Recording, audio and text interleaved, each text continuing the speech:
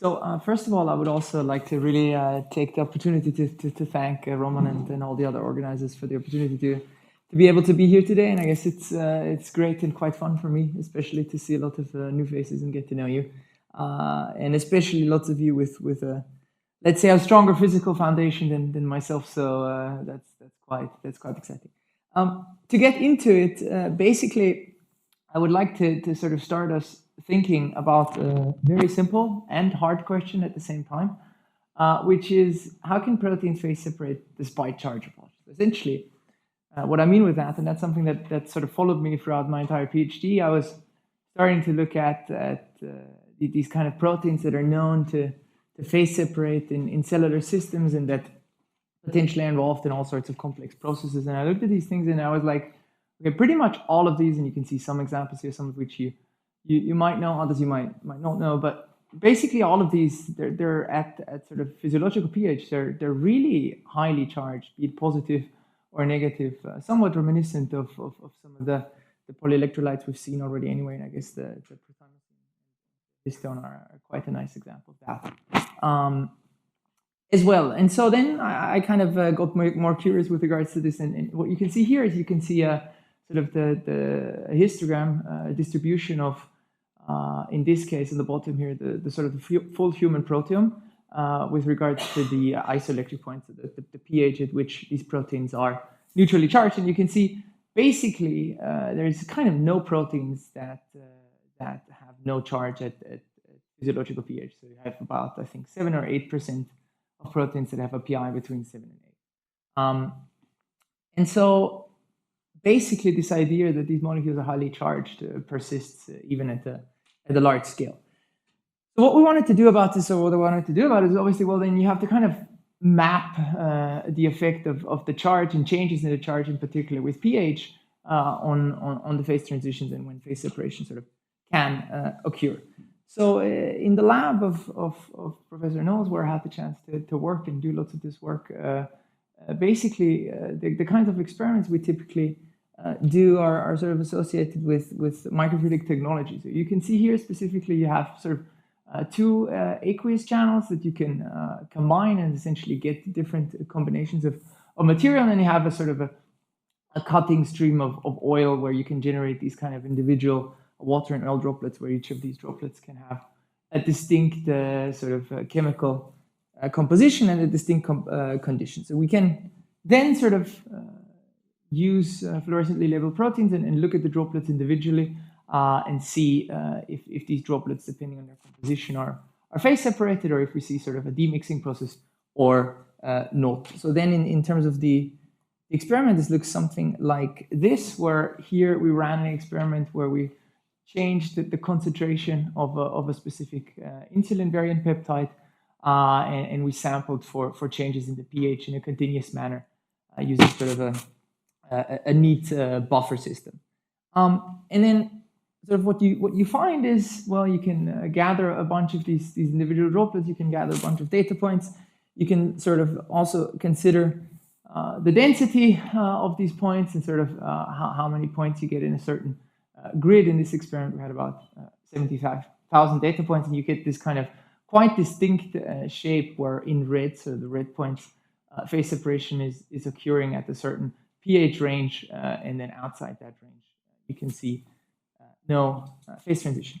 And then quite interestingly, when you overlay that with just the charge profile, so the predicted charge profile from the pKs of the amino acids of this little peptide, you can see that phase separation essentially occurs around the isoelectric point of the peptide, and not at sort of conditions where the peptide is more and more charged.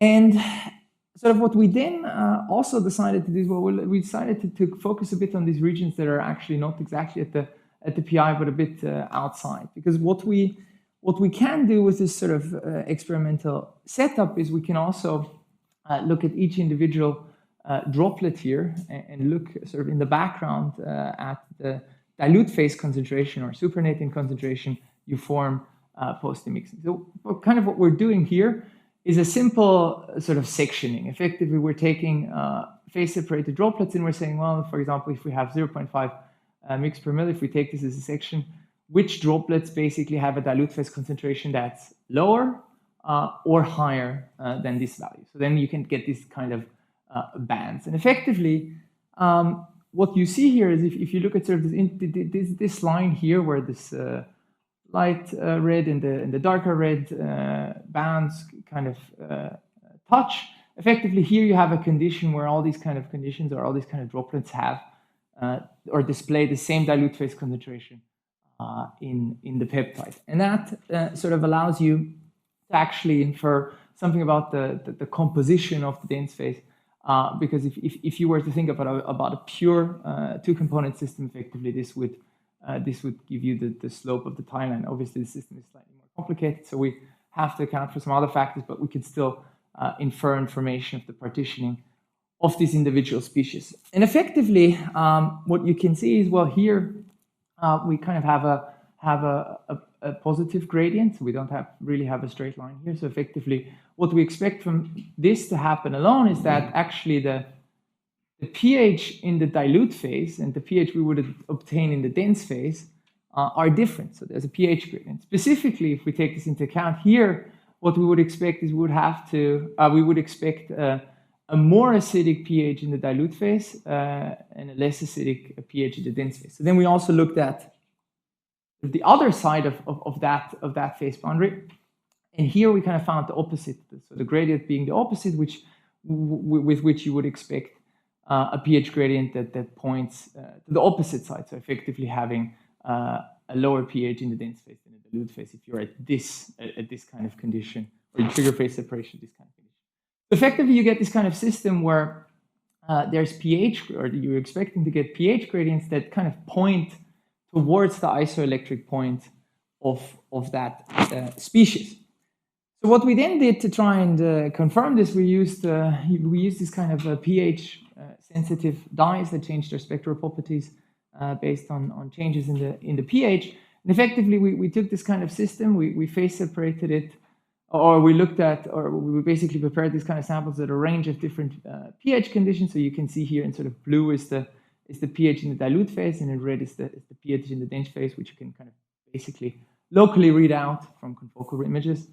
And you can see while the pH in the dilute phase changes massively, because we're essentially preparing these samples at different conditions, in fact, what's happening in dense phase is that the pH is kind of fixed at a condition that's close to the isoelectric point, which sort of exactly overlaps with, or sort of consistent with exactly what we would expect from this kind of measurement. So then we thought, well, does this process happen for other systems, but other systems, potentially more complex systems, and for other conditions?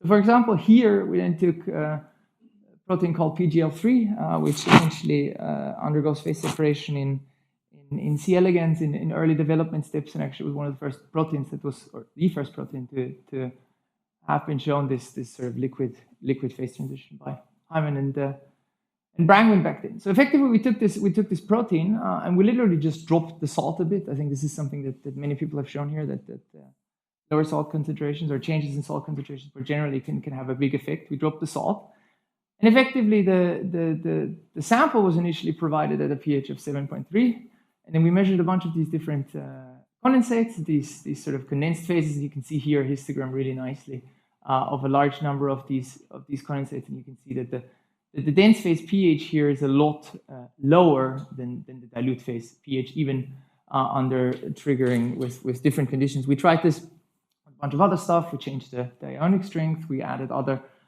components to try and phase separate them. We quite consistently found this sort of acidic pH gradient from dilute to dense phase, and under no surprise, this protein in general is quite negatively charged and has a pI that's well below physiological pH.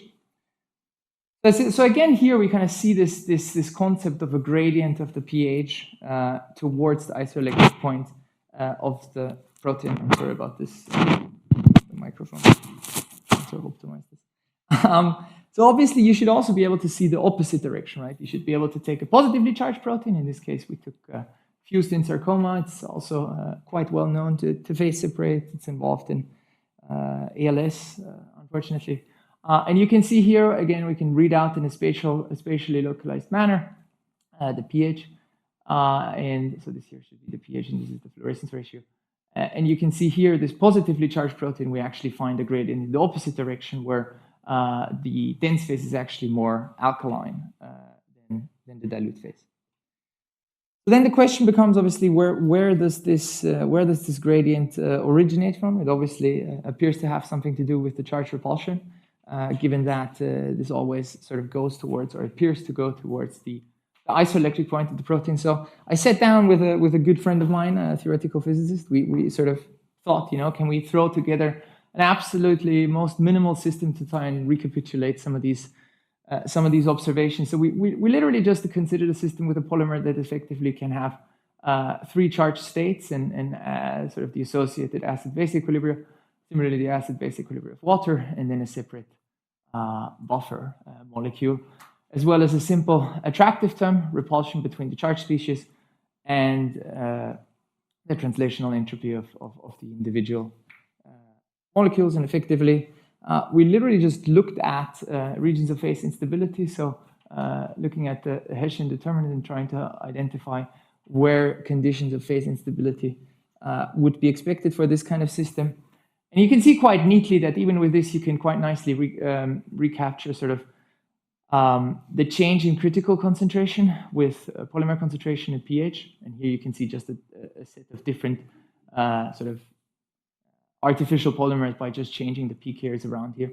And you can see that you always get this kind of nice minimum in the critical concentration around the isoelectric point of the protein. And we can also look at other parameters like the effect of the repulsion or the attraction term. And then I guess the next kind of thing that we thought about, well, actually, if you think about this condensed system, that the concentration of protein polymer, whatever it is, in the dense phase is really high, comparable to that you would have of buffer in the surrounding phase. We know that other species like salts and small molecules, they can partition differentially. I think the ion release has shown that quite nicely. I think that's a super interesting case. So effectively, how we think about this is, well, phase separation is only really favorable around conditions where the electrostatic repulsion is minimized. And so what the dense phase can actually do is, well, it can actually pick a composition that gives a pH that's at the charge minimum, and in that case, actually essentially generate a gradient between dense and dilute phase by there just being 2 different buffer systems in the 2 phases, or a differently constituted buffer system in the 2 phases. So then here, I think I might have to be a bit faster. No, actually, it's fine.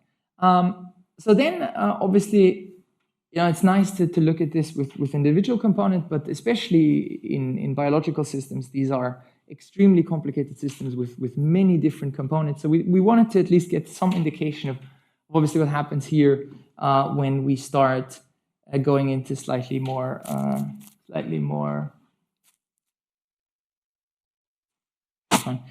complicated systems. So basically, we took this kind of PGL protein condensate or this kind of phase separated PGL3 protein, which is negatively charged, forms these kind of acidic dense phases, and we wanted to add, in this case, just polylysine, so a very, very positively charged client. So again, as shown before, sort of when you just have the PGL3 alone, you kind of get this basically acidic dense phase. But then when you start adding positively charged species, in this case, they can just freely diffuse, you can,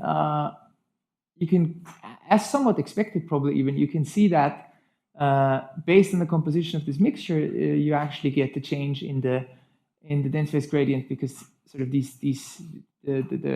polylysine can help shield some of the charges and sort of change the overall repulsive mixture. So effectively, that goes until a point where the dense phase gradient is effectively equilibrated, and eventually the system is dissolved. And you can kind of see that this is actually quite nicely a linear relationship between the pH you obtain and the concentration of the polyelectrolyte, and that this is sort of close to conditions that you would predict just from the raw sequence charges where charge neutrality would occur. But obviously here charge regulation and other effects will play a role.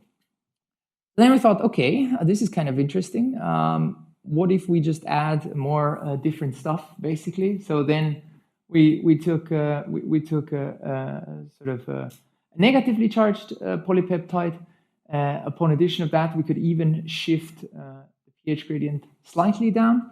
And then obviously a much more interesting case, if we have now a system where we have the negatively charged protein and we supply both clients, basically positive and negatively charged, we get to a point where we can really actually exert almost compositional control of the dense phase pH gradient. So effectively, the protein alone displays an acidic condition in the dense phase. When you add the positively charged gradient, the client, you can neutralize the pH gradient, and then when you add in again or dope in again larger and larger amounts of negative charge, you can shift this back down to roughly to the initial condition. Now you can sort of get more and more complicated in these kind of systems. So here, similar system, we take this negatively charged PGL3 protein, we add the polylysine, the positively charged polyelectrolyte, and at the same time, we also have present an RNA, so just in this case, a poly RNA.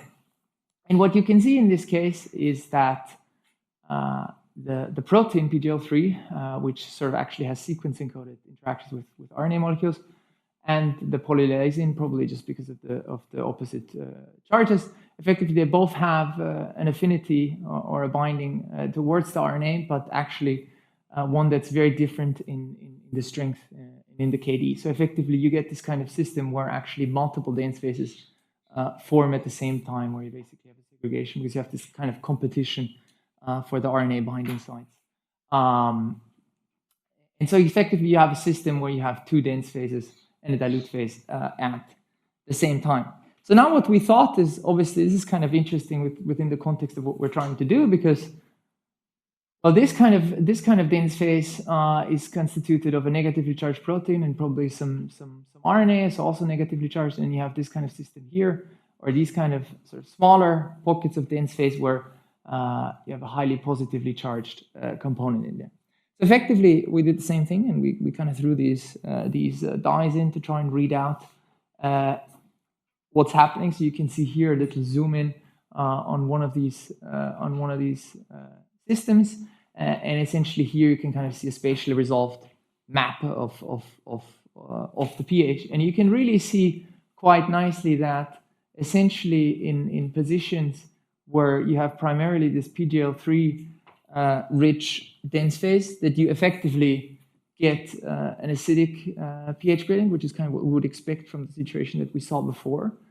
And in the second dense phase, where you actually have a much higher concentration of the positively charged polylysine, you actually can get sort of, again, what's roughly expected. You can get an alkaline gradient. So you have one system, two dense phases, and actually two different, or in this case, actually three different pH conditions at the same time. And so where I found this to be sort of quite fun is in biological systems, quite generically, the pH is one of the most critical parameters, just because of its influence on enzymatic rates, on all sorts of chemical and biochemical processes. And obviously your stomach is quite a nice example of this, right? Because obviously we have to maintain an extremely acidic pH to be able to break down pathogens, break down food and neutralize pathogens. But sort of the idea here is, in biological systems, to generate these kind of pH gradients, well, what we typically need is we need a membrane enclosure, and we need to really have active processes and transporters that allow us to generate pH gradients through energy input.